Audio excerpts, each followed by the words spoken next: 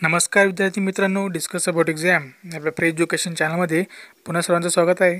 आज आपण अर्थशास्त्र या घटकावर काही महत्त्वाचे सराव प्रश्न पाहणार आहोत आणि हे सर्व प्रश्न एकूण 30 असणार आहे.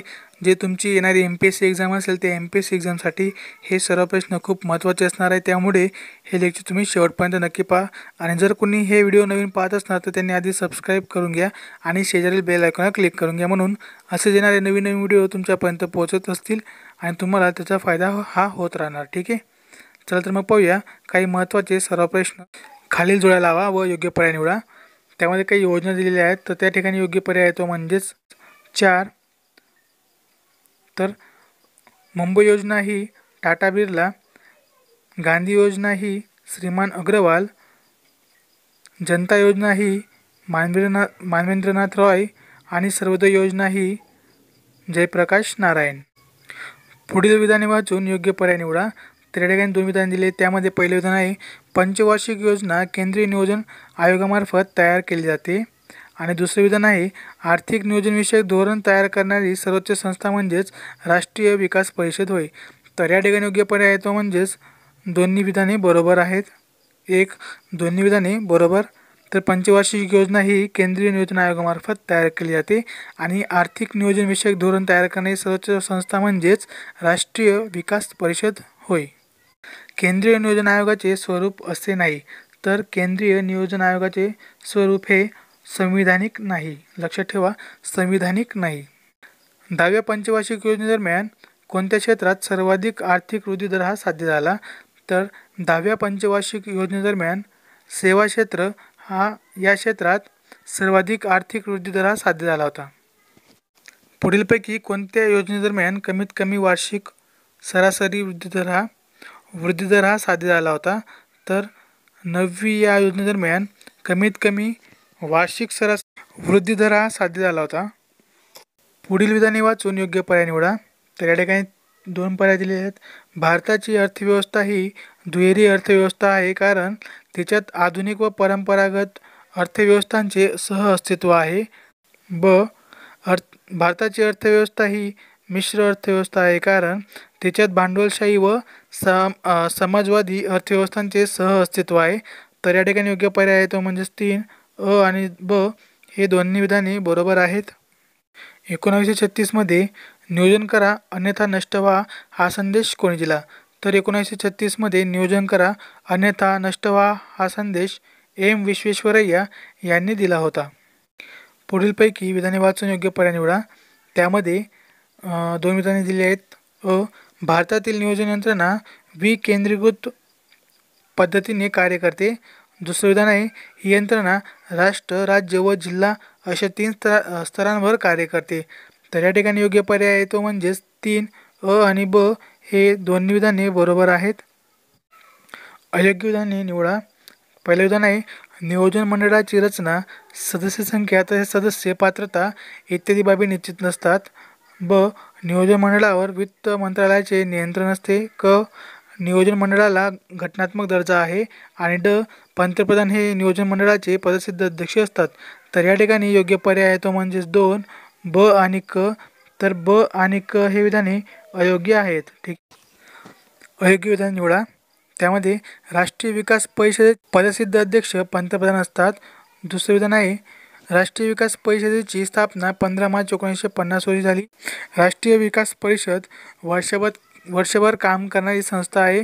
आणि राज्यांचे मुख्यमंत्री राष्ट्रीय विकास परिषदेचे सदस्य असतात. तर या ठिकाणी योग्य पर्याय तो म्हणजेच 2. आणि हे विधाने अयोग्य आहेत. आणि हे विधाने अयोग्य आहेत. पुढील विधाने वाचून योग्य पर्याय निवडा. तर या ठिकाणी पंचवार्षिक योजनेचा अंतिम आराखडा राष्ट्रीय विकास परिषदेमार्फत तयार केला जातो. पंचवार्षिक योजनेच्या अंतिम आराखड्याला मान्यता नियोजन मंडळामार्फत दिली जाते. तर या ठिकाणी योग्य पर्याय तो म्हणजेच 4. आणि हे दोन्ही विधाने चूक आहेत. भारतातील नियोजन यंत्रणेच्या कोणत्या स्तराला घटनात्मक दर्जा आहे? तर भारतातील नियोजन यंत्रणेच्या केवळ म्हणजेच जिल्हास्तरीय या स्तराला घटनात्मक दर्जा आहे. खालील जोड्या लावा व योग्य पर्याय निवडा. तर या ठिकाणी काही योजना दिलेल्या आहेत आणि दुसऱ्या ठिकाणी त्यांचे प्रतिमान हे दिलेले आहेत. तर या ठिकाणी आपला योग्य पर्याय आहे तो म्हणजे तिसरा. तर पहिली योजना ही हेराल्डोमर हे प्रतिमान होते. दुसरी योजनेचे प्रतिमान हे पी.सी. महालनोबिस. तिसऱ्या योजनेचे प्रतिमान हे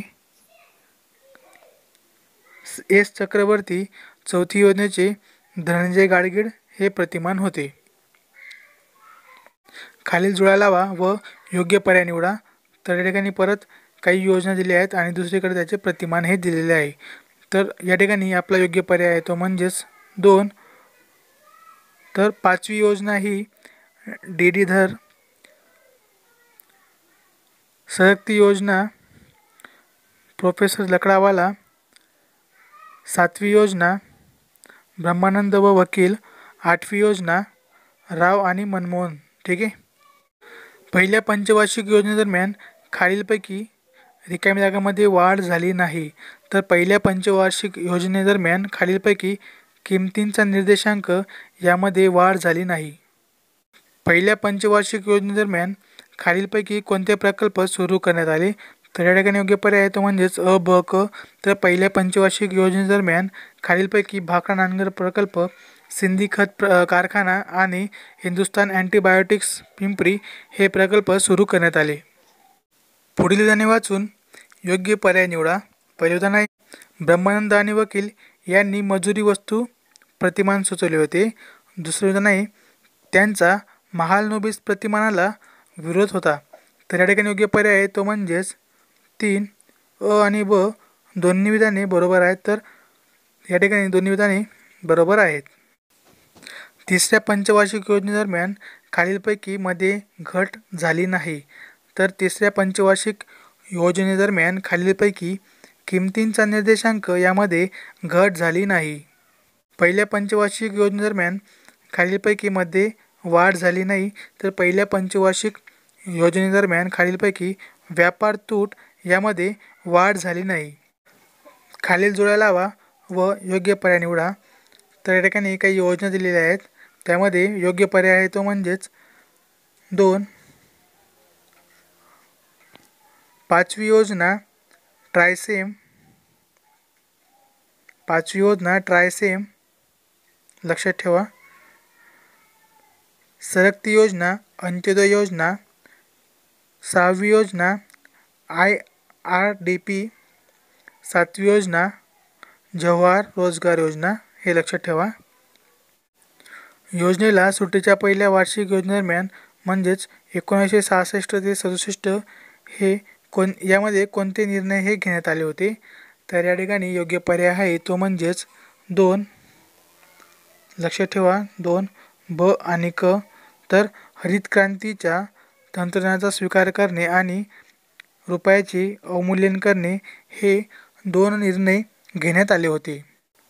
जिल्हा उद्योग केंद्राची स्थापना कोणत्या योजनेपासून करण्यात आली. महत्त्वाचा प्रश्न आहे. तर जिल्हा उद्योग केंद्राची स्थापना ही सरकती योजना या योजनेपासून करण्यात आली होती. पुढील उदाहरणे वाचून योग्य पर्याय निवड. पहिलं उदाहरण आहे, गरिबी हटाओ हा नियोजनाचा मुख्य भर 5व्या योजनेपासून होण्यास सुरुवात झाली. ब. गरिबी हटाओ ही घोषणा 4थ्या योजनेत देण्यात आली. तर या ठिकाणी योग्य पर्याय आहे तो म्हणजेच 3. अ आणि ब दोन्ही विधाने हे बरोबर आहेत. ठीक आहे. खालील जुळ्या लावा व योग्य पर्याय निवडा.